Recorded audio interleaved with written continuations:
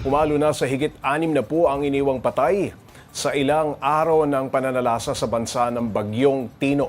Karamihan ng nasawi nalunod sa pagbaha sa Cebu. Para bigyan ng mukha ang balita, Mobile Journal Amy Atienza.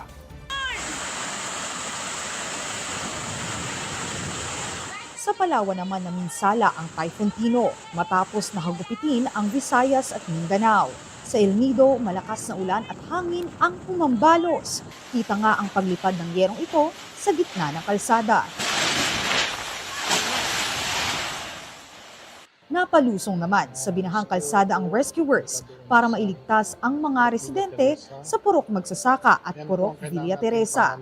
Ayon sa Pag-asa, 3 beses naglandfall ang bagyo sa Palawan. Una sa Magsaysay kagabi, sunod naman sa Batas, Taytay at El Nido kaninang madaling araw.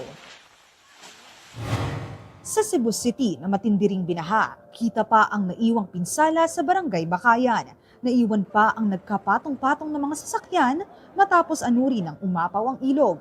Kwento ng isang survivor, umabot sa ikalawang palapag ng kanilang bayang pagbaha nang umapaw ang Butuanon River. Sa kanyang bilang, 9 na kaanak niya ang tinangay ng agos. Sakit. Daghan.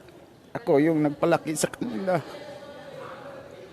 Ayon sa National Disaster Risk Reduction and Management Council o NDRRMC, 49 sa 66 na inisyal na bilang ng nasawi ay galing sa Cebu.